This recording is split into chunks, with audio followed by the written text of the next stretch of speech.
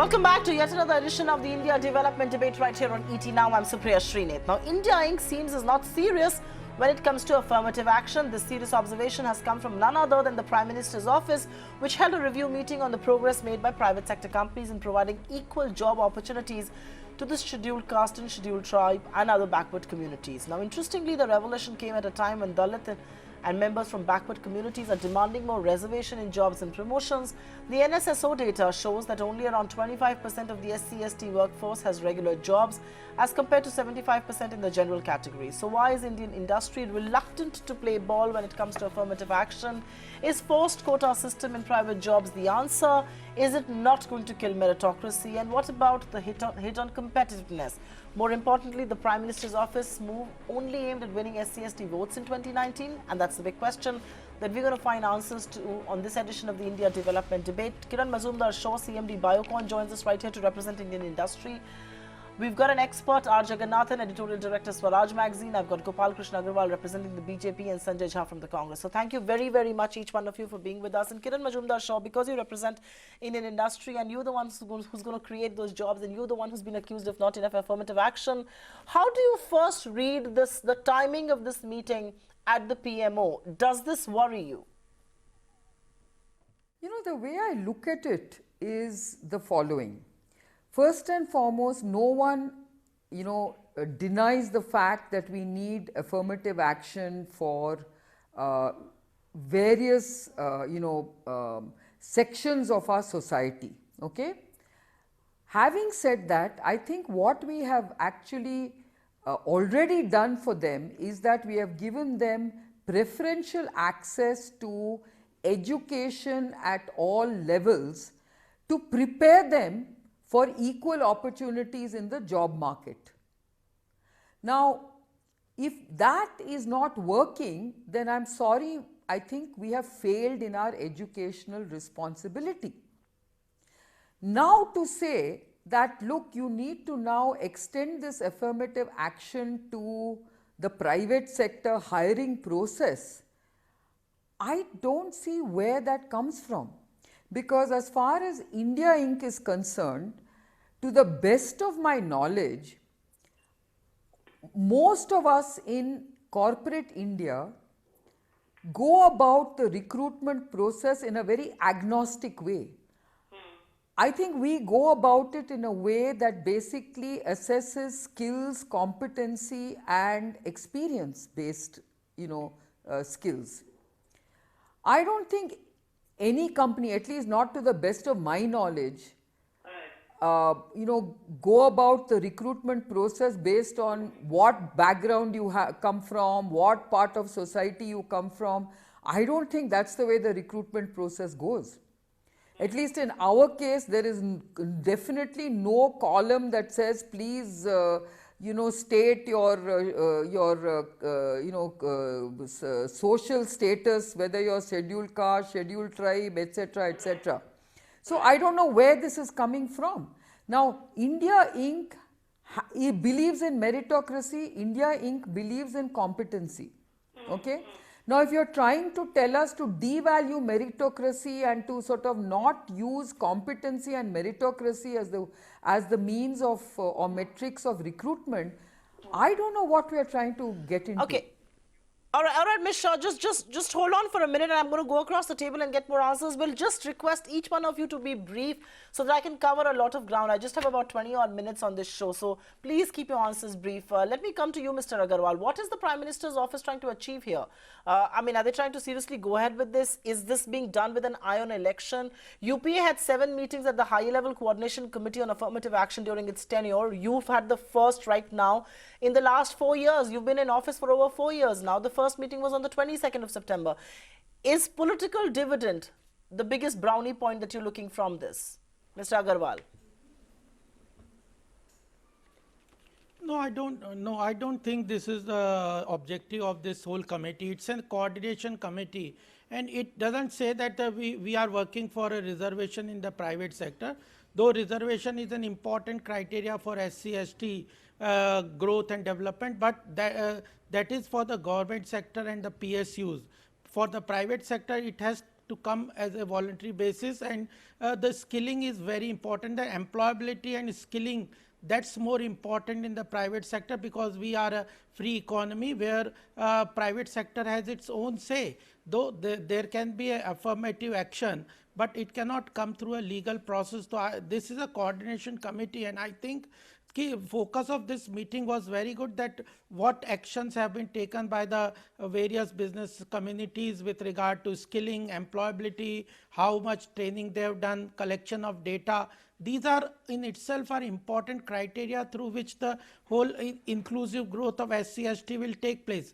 And there are other important areas where the government is already working, whether with regard to a constitutional status to the OBC community, with regard to their rights with the change, some of the changes Mr. that Agarwal. the Supreme Court Okay, tried Mr. to Agarwal, give me a bring into minute. the act, then government through that. I Okay, think okay. this can be an Mr. Agarwal, many will say, even though you may deny, many will say this is being done with an eye on elections. This is the political timing of this. And I will take a quick question to Jaggi. Union Minister Ramvilas Paswan, Karnataka's Chief Minister Siddharamaiah, you know, when he was there, and Bihar's Chief Minister Nitish Kumar have earlier demanded private sector reservations. This is not the first time. We've got the Niti Aayog Vice Chair Rajiv Kumar say there should not be reservations in the private sector. You've got Mr. Agarwal clearly batting for one. Is there a clear divide in any case between the political rationale of this affirmative action and the prerogatives of policy making? Jaggi.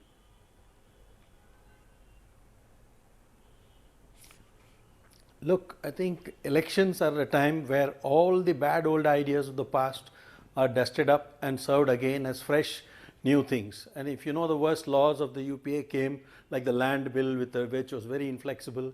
So this government is now dusting up something that did not happen for the last 4 years. Suddenly it's brought it up. But however, I would make two broad points. One is affirmative action, to the extent it is helpful to the disadvantaged to come up to the level of other competitors, and in many ways, especially education, mentoring, every extra coaching classes, whatever else you want to do, if you do it in that way, I would say I would 100% support it.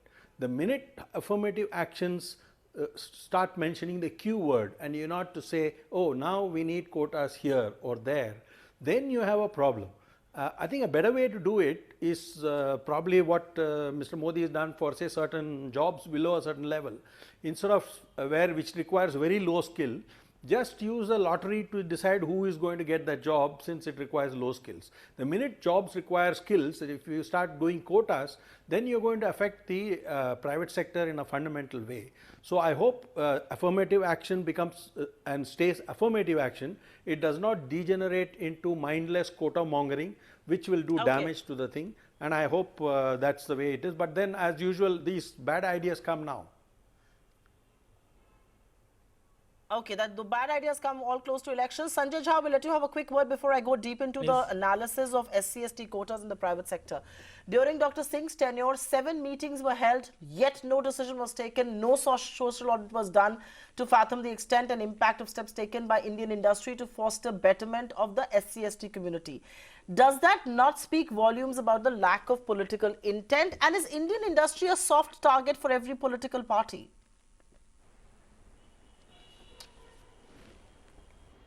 Supriya, the very fact that Mr. Modi's government has had its first meeting with barely 6 to 7 months to go for the general elections and a few months before the winter elections, it tells you that they're using this as a vote bank politics arrangement, which is deeply unfortunate. Now, everyone will agree that you need affirmative action, you need positive discrimination to reduce inequalities in our society. Having said that, it has to be done without any mandatory impositions on the private sector, who have their own, they have their independent fundamental right to have their own recruitment procedures. I think everybody is socially responsible today and does not necessarily discriminate in terms of what are the origins of an individual's social, shall we say, hierarchy. The fundamental question is that you have a problem of a massive job crisis in India. And that is the reason why at the moment SC/ST is one. But think about it, you have had Patidars in Gujarat, you have had the Jats in Haryana, you have had the Marathas in Maharashtra on the streets demanding not just educational reservations but job reservations, because this government in particular, I agree that job crisis has always been a challenge, but this government has been a mammoth disaster in job creation. Therefore, this problem is now ballooned beyond proportions. Okay. But Okay. for the BJP to treat this as vote bank politics, You know, it's an especially important- I can tell you why, because on Right. the SC/ST Act they have received a lot of flack. They are trying to counterbalance Okay. it. Okay. Yes. Counterbalance. All right, I get that point. I'm going to go across to Kiran Majumdar Shaw before I come back to the politicians and the experts in the show. And Ms. Shaw, the robustness of Indian industry's action is missing. That's quote unquote the official from the Prime Minister's office who has been quoted in saying, and the question and the commitment of Indian industry has been questioned. It has been said that it hasn't been all inclusive and all encompassing. How are you going to defend the industry's position on that count? I think private sector is very, very committed to making sure that there is inclusive economic development. Okay? Now, I don't think most companies are looking into profiling their companies based on caste, creed, religion, and etc. etc. Okay? So I think you have to leave it to the judgment of private sector to hire people.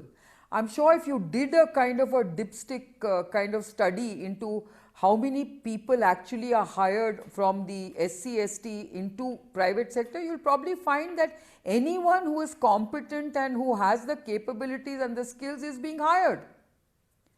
Why would private sector not hire a Dalit who has come from one of the good schools or who has come from one of the good educational institutes, and especially if they've done well? I don't see that logic at all.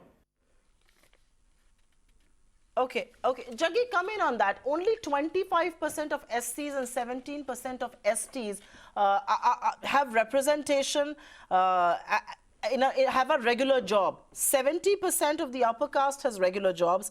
The numbers are even dismal, where only 13% of SCs, and hold your breath, only 3% of STs are employed in the private sector. I know Ms. Shaw wants to defend that position, but it doesn't quite add up. You look at the top 100 companies in the Fortune India 500, there may be 4 non-upper caste people running the show. Why is that so? Where does that amount from? Jaggi. I think the historical advantage that the better educated upper castes and upper classes have had is playing out over generations. That is the main thing that's happening. It's same thing actually why we went for reservations in promotions in the public sector, in the government. The reason for that is precisely because I think the age of entry of SC/STs is much later in even in the public sector. So in this case, of course, there has been a backlog. I think there is no discrimination at the bottom, low level or low level skill jobs. Like for example, during the UPAs, I remember Rahul Bajaj saying that our representation of the Dalits and others is actually much higher than the government quota at Bajaj Auto. I mean, and in several other sectors, it is the case where there is a lot of manufacturing and brain and brawn, more muscle power is required. But I think in the upper level, I think the upper castes have dominated. To change that, you have to get more educated castes going, I mean the lower castes to come in with a higher level of education. That's a process that will take a generation.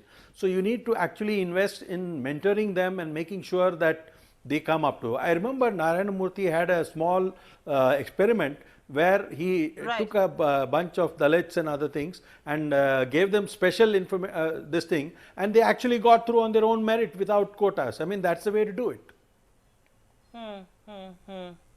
Okay, that may be the way, but I think that's a more long-term, more utopian way. You know, the government's been trying about this for some time now. But any case, let's put the blame back on the political class. And Sanjay Jha, irrespective of what Indian industry has to say or do or whatever with regard to alleviating dismal representation of the SC/ST community, can merit be shown the door to make way for social justice? Isn't social justice what is the government's prerogative? Can merit be compromised? I completely agree with you. That's a responsibility of the government and the public sector. And, you know, I buy that point. If you look at the numbers, Supriya, there are thousands of PhDs and MBAs and engineers and doctors, and I'm not taking away the dignity of labor. The job of a peon or a constable has got its own responsibilities. But if you have such overqualified people applying for those jobs, it tells you that there is a serious structural flaw between the compatibility of an education system and the job creation opportunities in the market. And as far as the private sector is concerned, they are driven by some social responsibility, but they also have to take care of their shareholder value and wealth creation. You can't take that away from them. So the bottom line is the government has to lead the charge, and the government has failed. You see, the problem today is even the public sector has not been able to expand enough to create jobs. You're aware of it, Supriya, how public LIC is today bailing out other public sector companies. So you are basically transferring money from one pocket to another. There is no net wealth creation. There is no net capital accretion. As a result, the job crisis is now getting out of hand. That's a problem. That's a real problem. Okay.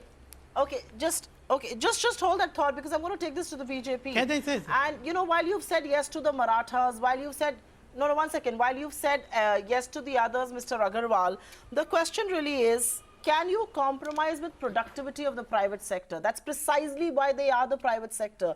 They're not supposed to be robust. You are supposed to be robust with social alleviation and social schemes like that. And don't you believe that at the end of the day, the blame doesn't lie so much on the private sector, it lies on our failure to create enough jobs in the public sector. It lies on our education system, which is not empowering even the first or the second generation learners to compete well. Mr. Agarwal. Definitely I agree definitely I agree that it is not the only reservation will solve the basic problem. Basic problem lies in education, skilling of the people, then empowering them to get into that capability of job creation. And if any problem is there at present, then the Congress should, UPA and Congress should agree that these problems are not created over 4 years. Any blame they have to take is 65 into 4. That's what they did on the education, skilling, everything. Now putting every blame on these 4 years that people are not skilled, that's not fair. Ultimately, it will take, because the ground reality of the situation to change requires a lot of efforts, which the 4 years our government is doing. Skilling, employment, and ultimately job reservation will not solve the problem. Our focus is employment generation to entrepreneurship, self-employment, finding new avenues of service delivery. That is the way which will be solved, but it will take time, and Congress just putting this blame on 4 years of this government cannot talk of solution. So it will take they have time. to take a 65%, 65 into 4 blame on that. Secretary. One thing I would like to tell more is that the important thing is that what is, you cannot create the narration that whatever the government does in the last year what have you done in the last 4.5 years? Bank politics. And what the UPA Congress government has done in 7 year meeting, they just had meeting. Meeting doesn't mean that you are solving the problem. Yes, I agree with you. I agree with you on that count. No, 1 second. Mr. Agarwal, I get your point. I agree with you on that count. Whether it is the 7 meetings of the Congress, 1 second, Mr. Agarwal, whether it is the 7 meetings on the Congress and your first meeting, they are both driven by political motives. That's the point I'm trying to drive home. In 7 meetings, they could not arrive at a decision. You are doing your first meeting in the last year of your government's tenure. Obviously, your eyes on election. Poor Indian industry is going to be paying a price for this if at all you move forward. I don't think you will. But anyways, Kiran, I'll ask you the counter question. The CII says, about 11.2 lakh jobs were given to SC/ST over the last 10-year period. Now, this is a very small number, and in some sense, does that explain the inherent bias that exists, maybe unconsciously, but the numbers tell a story, Kiran? I don't agree with that, I don't think companies have a bias when they hire. I really believe that the way companies hire these days is really based on entrance exam where you don't even see the person, okay? Most companies, if you look at IT, you look at our kind of company, okay? We are high, for the first sort of level of selection is on your, is on a faceless basis. Okay? And then comes the interview process. And I think most people who make it through that first selection process, 90% of them get jobs. So I don't agree with this assessment that, oh, there is a bias towards hiring. I don't think there's a bias.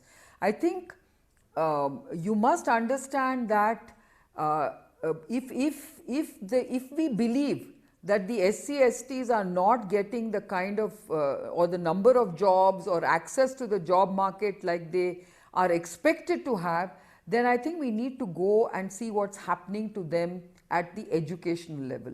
I don't think it's about the hiring process per se. At least I stand by that, because I know that at least as a responsible corporate citizen, I know that there is no bias in how we hire. Okay, Kiran, very quickly, let me take a quick follow-up with you before I go back to Jaggi, and I want to go and take a quick question with him. This whole slogan was minimum government, maximum governance, and I think the debate eventually boils down to the number of jobs being created. But that slogan, minimum government, maximum governance, will amount to more job opportunities, more employment being created outside of the government by the private sector. Now, if the private sector, I'm just being the devil's advocate, is not going to be cognizant of the fact that these are first generation learners, these are deprived sections of Indian society, how are you going to make up?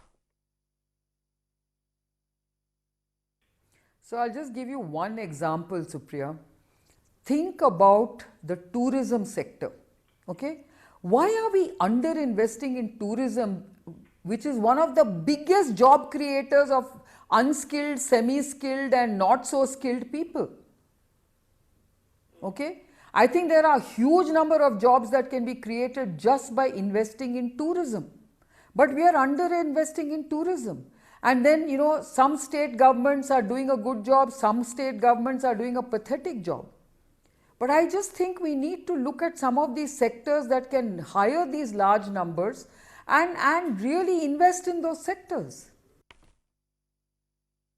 Okay, Jaggi, the follow-up has to be with you. I mean, you're the latest guru on jobs.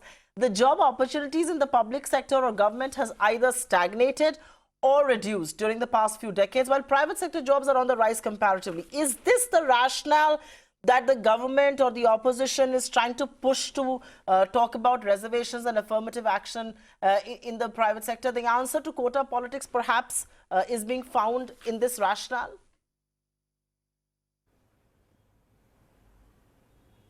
Yeah, I mean, the government's rationale is that, but actually I might find that it may actually be overtaken by events. Which are the areas where jobs are growing, the sectors? These are all going in areas in sort of blue collar services, where in areas like, say, logistics, deliveries, warehousing, retailing, and furniture assembly, those kind of things. Here there is actually no discrimination, and the people who are actually getting the jobs will be anybody with the relevant skills. I mean, these are not middle class or upper class jobs where you want to sit behind a desk and do work. So these are actually hard jobs where I think the what I would call the SC/ST and the others who have not got the opportunities are actually getting the opportunities. If you do a survey, you will find where the jobs are growing, they are actually going to be represented in much better, and including the minorities. So all these people are actually going to get benefit from there, but we don't have the data on these sectors. That's why we are talking about private sector reservations. The reservations